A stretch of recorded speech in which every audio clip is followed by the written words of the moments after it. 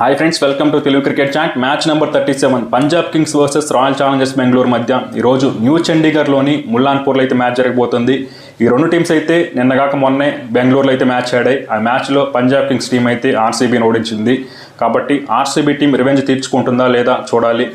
ముందుగా ఈ రెండు టీమ్స్ మధ్య హెడ్ టు హెడ్ స్టాట్స్ కనుక చూస్తే ఓవరాల్గా పంజాబ్ కింగ్స్కి అయితే కాస్త బెటర్ అయితే ఉన్నాయని చెప్పాలి. మొత్తం 34 మ్యాచ్లు జరిగితే 18 మ్యాచ్ల్లో పంజాబ్ కింగ్స్ గెలిస్తే 16 మ్యాచ్ల్లో ఆర్సీబీ టీం అయితే గెలిచింది.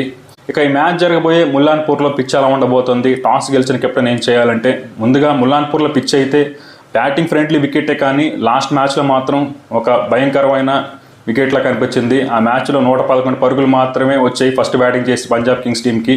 అలాగే చేజింగ్లో 111 కూడా చేసి చేయలేకపోయింది కేకేఆర్ టీం. అంటే ఈ మ్యాచ్లో కూడా అలాంటి పిచ్ ఇస్తారా అంటే నాకెందుకో అనుమానమే. అలాంటి పిచ్ అయితే ఎవరు, కాస్త బ్యాటింగ్కి ఫ్రెండ్లీగా ఉండే పిచ్ ఇస్తారనుకుంటున్నాను.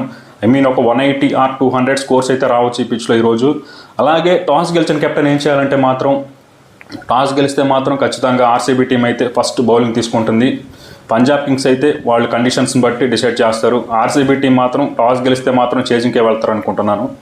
ఇక రెండు టీమ్స్ యొక్క ప్లేయింగ్ లెవెన్స్ ఎలా ఉండబోతున్నాయి, ఏమైనా చేంజెస్ ఉంటాయంటే, ముందుగా ఆర్సీబీ టీం విషయానికి వస్తే దేవదత్ పడిక్కల్ని అయితే తిరిగి టీంలోకి తీసుకొస్తారు. లాస్ట్ మ్యాచ్లో మనోజ్ బాండగన్ అయితే తీసుకొచ్చారు. తనైతే పెద్దగా పర్ఫామ్ చేయలేదు.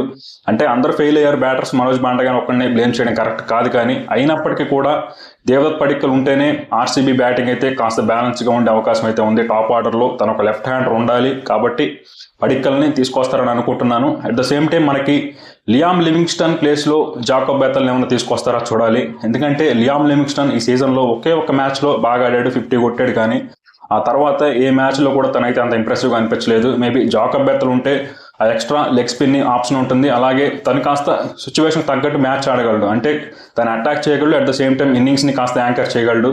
మరి చూడాలి జాకబ్ బెథెల్ని ఏమైనా తీసుకొస్తారేమో లియామ్ లివింగ్స్టన్ ప్లేస్లో. ఇక పంజాబ్ కింగ్స్ ప్లేయింగ్ లెవెన్ విషయానికి వస్తే వీళ్ళ టీంలో అయితే నాకు తెలిసి ఎలాంటి చేంజెస్ చేయరు అనుకుంటున్నాను. లాస్ట్ మ్యాచ్లో మనకి మ్యాక్స్వెల్ ప్లేస్లో జాష్ ఇంగ్లీష్ని అయితే తీసుకొచ్చారు. తను అంత బాగా పర్ఫామ్ చేయలేదు. కానీ కాకపోతే మనకి మ్యాక్స్వెల్ కూడా ఇప్పటివరకు ఈ సీజన్లో పెద్దగా పర్ఫామ్ చేసింది ఏం లేదు. కాబట్టి జాష్ ఇంగ్లీష్నే కంటిన్యూ చేస్తారు అనుకుంటున్నాను. అలాగే లాస్ట్ మ్యాచ్లో హర్ప్రీత్ బ్రార్ని అయితే తీసుకొచ్చారు. ఈ మ్యాచ్లో కూడా తనతోనే వెళ్తారు అనుకుంటున్నాను. కాబట్టి మనకి పంజాబ్ కింగ్స్ ప్లేయింగ్ లెవెన్లో ఎలాంటి చేంజెస్ అయితే ఉండవనిపిస్తుంది. ఆర్సీబీ టీంలో మాత్రం ఒక 2 చేంజెస్ అయితే ఎక్స్పెక్ట్ చేయొచ్చు. ఇక ఏ టీంకి గెలిచే అవకాశాలు ఎక్కువ ఉన్నాయంటే మాత్రం, ముందుగా ఆర్సీబీ టీం విషయానికి వస్తే వీళ్ళైతే తమ బ్యాటింగ్లో కొన్ని మార్పులు చేసుకోవాలి. అంటే బ్యాటింగ్ అప్రోచ్లో కొన్ని మార్పులు చేసుకోవాలి. ఎందుకంటే ఆర్సీబీ టీంలో ప్రతి బ్యాట్స్మెన్ కూడా ఓవర్ అగ్రెసివ్గా ఆడుతున్నాడని చెప్పాలి. తను వాళ్ళ సిచ్యువేషన్కి సంబంధం లేకుండా వచ్చి రాగానే షాట్స్కి వెళ్తున్నారు. అంటే పవర్ ప్లేలో షాట్స్ కొట్టడం తప్పు కాదు, కానీ మరీ పవర్ ప్లేలో 2-3 వికెట్స్ పడ్డాక కాస్త స్లోగా ఆడాలి, తప్పదు కదా. కానీ ఆర్సీబీ బ్యాట్స్మెన్స్ అయితే లాస్ట్ మ్యాచ్లో అలా చేయలేదు. వికెట్స్ పడ్డా కానీ అటాక్ చేశారు. కాబట్టి అది కాస్త చేంజ్ చేసుకుంటే వాళ్ళకి బాగుంటుంది. అలాగే విరాట్ కోహ్లీ వికెట్ అనేది ఆర్సీబీకి చాలా చాలా ఇంపార్టెంట్. ఎందుకంటే విరాట్ కోహ్లీ ఫాస్ట్గా ఆడినా స్లోగా ఆడినా తనైతే ఒక 10 ఓవర్స్ పాటు గ్రీజ్లో ఉండాలి, తప్పదు.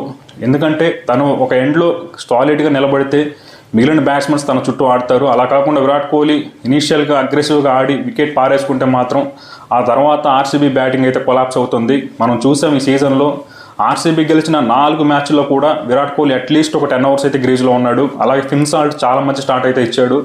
కాబట్టి ఆర్సీబీ ఓపెనర్స్ మీద ఆర్సీబీ టీం అయితే చాలా డిపెండ్ అయితే ఉంది. కాబట్టి సాల్ట్ మరియు విరాట్ కోహ్లీ ఇద్దరు బాగా ఆడాలి. ముఖ్యంగా విరాట్ కోహ్లీ ఒక 10 ఓవర్ల పాటు వికెట్ అయితే ఇవ్వకుండా గ్రీజ్లో ఉండగలిగితే ఆర్సీబీ టీందే విజయం. ఇక అదర్ హ్యాండ్ పంజాబ్ టీం విషయానికి వస్తే వీళ్ళ బ్యాటింగ్లో కూడా కొన్ని ప్రాబ్లమ్స్ అయితే ఉన్నాయి. కాకపోతే ఓపెనర్స్ ప్రియాంచార్య, ప్రభ్సిమ్రన్ సింగ్ చాలా మంచి ఫామ్లో ఉన్నారు. అలాగే శ్రేయస్ అయ్యర్ లాస్ట్ 2 మ్యాచ్లో ఫెయిల్ అయినప్పటికీ కూడా ఓవరాల్గా తను కూడా మంచి ఫామ్లో ఉన్నాడు. వీళ్ళ టాప్ ఆర్డర్ కనుక రెచ్చిపోతే పంజాబ్ కింగ్స్ని ఆపడం అయితే చాలా చాలా కష్టం అని చెప్పాలి. ఇక బౌలింగ్లో చూసుకుంటే రెండు టీమ్స్ అయితే స్ట్రాంగ్గానే ఉన్నాయి. ముఖ్యంగా పంజాబ్ కింగ్స్ టీంలో హర్షదీప్ సింగ్ మరియు మార్కో యాన్సన్ అయితే చాలా మంచి ఫామ్లో ఉన్నారు. ఆర్సీబీ టీంలో కూడా జోష్ హేజల్వుడ్ మరియు భువనేశ్వర్ కుమార్ కూడా అద్భుతమైన ఫామ్లో ఉన్నారని చెప్పాలి. కాబట్టి బౌలింగ్లో రెండు టీమ్స్ అయితే కాస్త ఈక్వల్గా ఉన్నప్పటికీ బ్యాటింగ్లో మాత్రం compare to Punjab Kings team మనకి ఆర్సీబీకి అయితే ఇప్పటికీ స్లైట్ ఎడ్జ్ ఉందని చెప్తాను. కాకపోతే వాళ్ళ బ్యాటింగ్ అప్రోచ్ని కాస్త మార్చుకోవాలి. వాళ్ళు ఇనీషియల్గా అనవసరపు షాట్స్కి వెళ్ళి అవుట్ అవ్వకుండా ఉంటే ఆర్సీబీ టీందే గెలుపు. అలాగే విరాట్ కోహ్లీ అట్లీస్ట్ ఒక 10 ఓవర్స్ అయితే గ్రీజ్లో ఉండాలి. అప్పుడే ఆర్సీబీ టీంకి గెలిచే అవకాశం అయితే ఉంది. లేదంటే పంజాబ్ కింగ్స్ అయితే మ్యాచ్లో గెలిచే అవకాశాలు ఎక్కువగా ఉన్నాయని చెప్తాను. ఇక ఈవినింగ్ మ్యాచ్ విషయానికి వస్తే Chennai super Kings versus Mumbai Indians మధ్య వాంఖేడేలో అయితే జరగబోతుంది. ఈ మ్యాచ్ అయితే ఈ రెండు టీమ్స్కి చాలా ఇంపార్టెంట్ మ్యాచ్. ఎల్ క్లాసికో అంటాం కదా, ఇది ఈ రోజు నిజంగా ఈ రెండు టీమ్స్కి అయితే చాలా ఇంపార్టెంట్ అని చెప్పొచ్చు. ముఖ్యంగా సిఎస్కే టీంకి అయితే వాళ్ళు ఇప్పటి వరకు 2 మ్యాచ్లు మాత్రమే గెలిచారు ఈ సీజన్లో. కాబట్టి సిఎస్కే టీం ప్లే ఆఫ్స్ రేస్లోకి వెళ్ళాలంటే ఈ మ్యాచ్ గెలవడం చాలా important. At the same time Mumbai Indians team కూడా ఈ మ్యాచ్ అనేది ఇంపార్టెంట్. వాళ్ళ పర్ఫార్మెన్స్ కూడా ఈ సీజన్లో ఏమంత ఇంప్రెసివ్గా అయితే లేదు. కాకపోతే ఈ రెండు టీమ్స్ అయితే వాళ్ళు ఆడిన ఆఖరి మ్యాచ్లో గెలిచి ఈ మ్యాచ్లోకి వస్తున్నారు కాబట్టి చూడాలి ఎలా పర్ఫామ్ చేస్తారు. ఈ రెండు టీమ్స్ మధ్య ఓవరాల్ రికార్డ్ చూసుకుంటే మొత్తం 38 మ్యాచ్లు అయితే ఆడాయి ఐపీఎల్లో. అందులో ముంబై ఇండియన్స్ టీం 20 మ్యాచ్లో గెలిస్తే సిఎస్కే టీం 18 మ్యాచ్లో గెలిచింది. కాబట్టి ఓవరాల్ రికార్డ్ అయితే ముంబై ఇండియన్స్కి కాస్త ఫేవర్గా ఉంది. అయితే రీసెంట్గా చూసుకుంటే మాత్రం సిఎస్కే టీమే ఎక్కువ మ్యాచ్లు గెలిచింది. అలాగే ఈరోజు మ్యాచ్ జరగబోయే వాంఖేడే స్టేడియంలో కనుక చూసుకుంటే ఈ రెండు టీమ్స్ మధ్య మొత్తం 13 మ్యాచ్లు అయితే జరిగాయి. అందులో ముంబై ఇండియన్స్ టీం 7 మ్యాచ్లో గెలిస్తే సిఎస్కే టీం 6 మ్యాచ్లో గెలిచింది. కాబట్టి వాంఖేడేలో ఈ రెండు టీమ్స్కి చాలా క్లోజ్ రికార్డ్ అయితే ఉందని చెప్పాలి. ఇక రెండు టీమ్స్ యొక్క ప్లేయింగ్ లెవెన్స్ ఎలా ఉండబోతున్నాయి, అలాగే చేంజెస్ ఏమైనా ఉంటాయా అంటే ముందుగా ఇక్కడ వాంఖేడేలో పిచ్ కనుక చూసుకుంటే జనరల్గా వాంఖేడేలో రెడ్ సాయిల్ వికెట్ ఉంటుంది. ఇనీషియల్గా ఫాస్ట్ బౌలర్స్కి అయితే ఖచ్చితంగా చాలా హెల్ప్ అయితే ఉంటుంది. అలాగే చేంజింగ్ చేసిన టీమ్సే ఈ గ్రౌండ్లో ఎక్కువ మ్యాచ్లు గెలిచాయి కాబట్టి టాస్ గెలిచిన కెప్టెన్ అయితే ఖచ్చితంగా చేంజింగ్కే ప్రిఫర్ చేస్తారు. ఇక ప్లేయింగ్ లెవెన్ విషయానికి వస్తే ముందుగా సిఎస్కే టీం విషయానికి వస్తే సిఎస్కే బ్యాటింగ్లో చాలా ప్రాబ్లమ్స్ అయితే ఉన్నాయని చెప్పాలి.